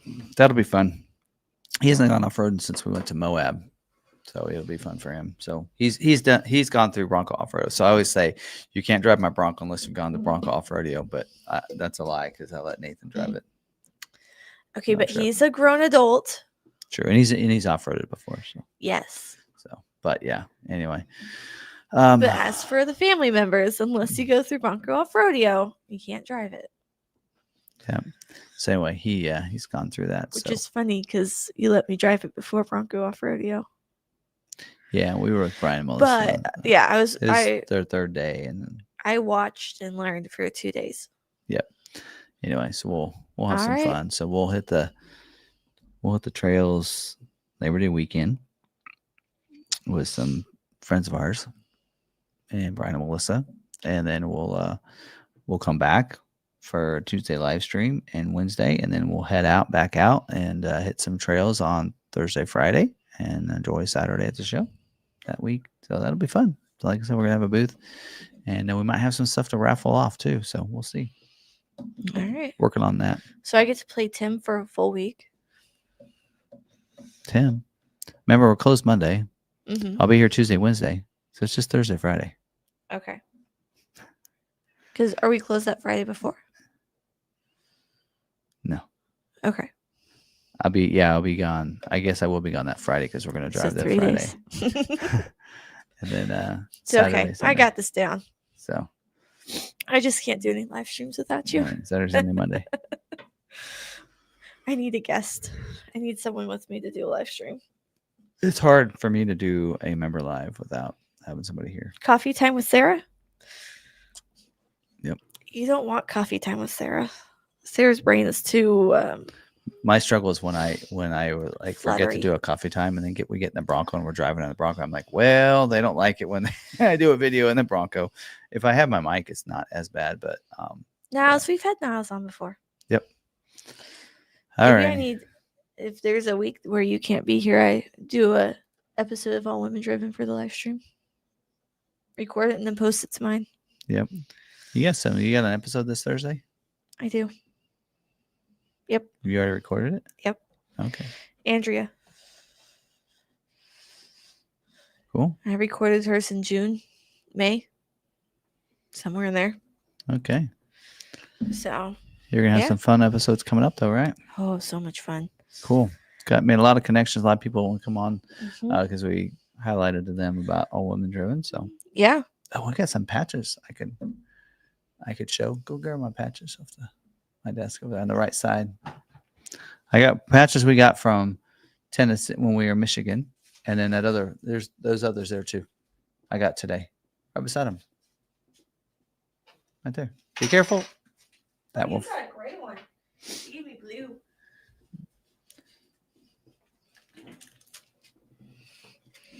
So before we head out, I did a swap, and I got a lot of new followers this week. So I need to put a post out and say, hey, if you haven't traded with me for patches and stickers, let's do it. But this one here's from Cincinnati, Ohio. Oh, I didn't see that. Gippy area. Anyway, so Stephanie here sent this. We traded. I do like this, and I like it dirty and topless. It says that's the Bronco. So it does say in here has all their hashtags and everything. That's pretty cool. And then their patch there with the doggy on it. So there you go. And sticker to go along with it. And then they also have another sticker of the Bronco and two doggies Sitting in front of it. standing in front of it. And that's more of a picture than anything. And then there's another picture of just the Bronco. So they brought plenty of those. And then all kinds of things. I like this one. It says Happy Thoughts. We'll talk about that in a second. Shark on the beach. Astronaut. And then Never Give Up. There you go. So pretty cool. So those just came in today. We'll put those on our patches. So our next one, we were actually driving around and we saw this Bronco with a bridge on it. Like they have their graphics with a bridge on the side of it. Yeah. And we're like, oh, that's really cool. And then we get back and we realized we traded with them. Yeah. And they had a booth selling merch. I don't know if I'm following them. Oh, did they? Yeah. I'll have to make sure that I'm. Oh, maybe that's the Mac, the bridge going over the Mac. Oh. Maybe that's what that bridge is on the side because it does say Probably. Mighty Mac Gen 6. Anyway, All right. And then we have Beauty Bronco Raptor. Beauty Bronco Raptor. It's a Michigan patch there. We got Garden Gnome Graphics. I do like this next one. It's pretty cool. They don't have their socials. There you go. But it's not like embedded. Like they actually printed on top. Yeah, it's on top. And then this in here, to take this out. This is a sticker. Oh, they're at Supercell. They were. Oh, Fiona and the boys. I already got this. So I think they came by and their kids came by and said, do you have patches? And so we gave them a patch and said, yeah, you can just take it or whatever. And then they brought back their packet. So, but I'll check and see if I have the sticker because I don't know if I got that, but I did get that. I know I got the Supercell one. So anyway, we'll check that out. But there you go. So fun stuff there. So I'll make sure. They were a booth. I'll make sure I follow all of them. So they were a booth. I know they were. Yeah. So because I trade with 3 booths. There you go. And say there was one that came up to me, but the rest of them you got those from them. So yes, it's the one with just the stickers.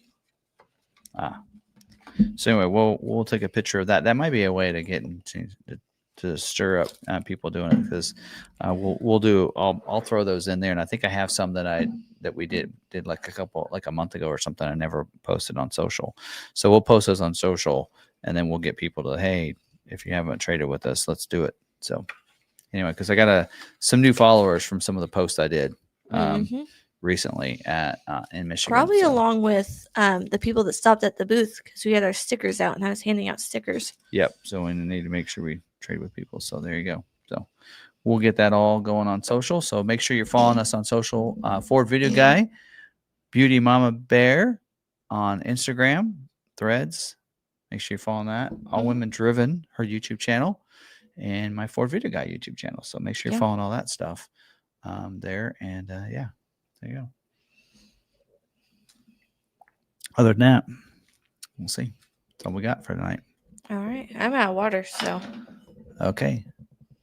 Time to go. I'm not that particular, Tim. Oh, about the noise, the road noise. Oh. Well, it's kind of like this here. Some people that like that would bother some people, like it bothers me. The little flickering.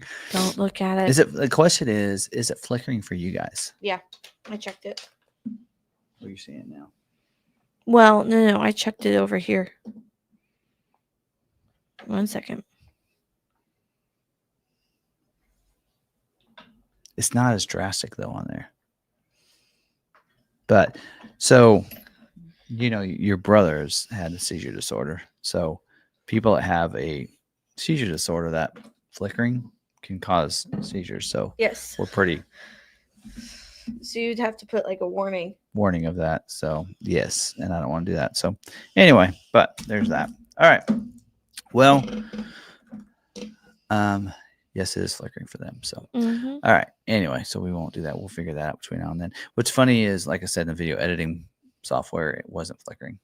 Because it's evidently running at about 50. I think we figured out the flicker rate is like 50. And that matches up with that. But we got to figure that out. So again, looking in person, like if you see this if you're here and seeing it in person, it looks really good. And I need to clean it. Does not flicker, but the camera picks it up. So because the light is moving at that speed. Yes. There's some lights that my brain picks up the flickering. So anyway, but that's pretty cool. But anyway, also reflection of that. I don't know if you guys can see that, but yeah, they mentioned it earlier. They can see the back of your head.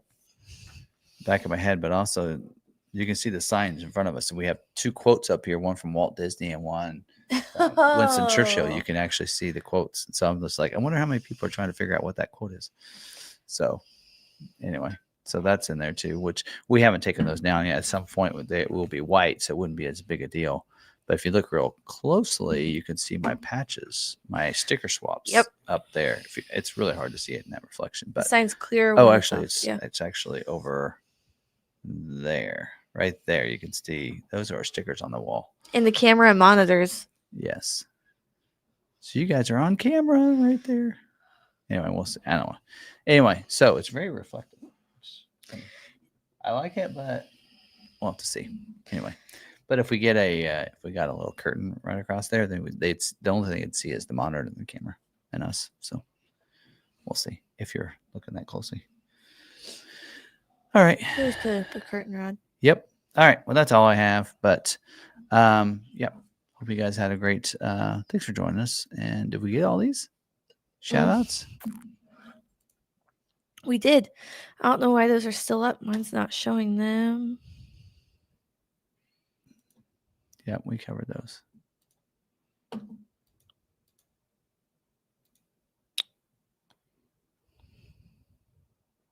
Yep. Okay. We're all good there. All right. Anyway, well, that's what we have for tonight. Oh, there we go. All right. Well, thanks everybody for joining us tonight. And I think we had a good episode. And I hope you guys enjoyed it. And see you for episode 204 next week. And like I said, this week we'll have a Built Wild Wednesday video tomorrow. We'll also have some Mustang videos on Thursday, Friday. So be looking for those, and Saturday. We'll try to get those finished out this week. And that's kind of what's going on there. So I have actually lots of fun Bronco videos on a couple new Bronco builds that we have that I think are pretty cool that we're putting on base Broncos, keeping that cost down and having something cool look to your Bronco. People really like the Coastal Bronco. I think you'll really enjoy the two that we have. One for a 2-door, one for a 4-door. So anyway, all right. That's all I have for this week. Have anything else? No, I Nope. do not. All right. Well, thanks for joining us. Stay positive. Be kind to one another. And be kind to yourself. We'll see you guys in the next video. Thanks. Bye.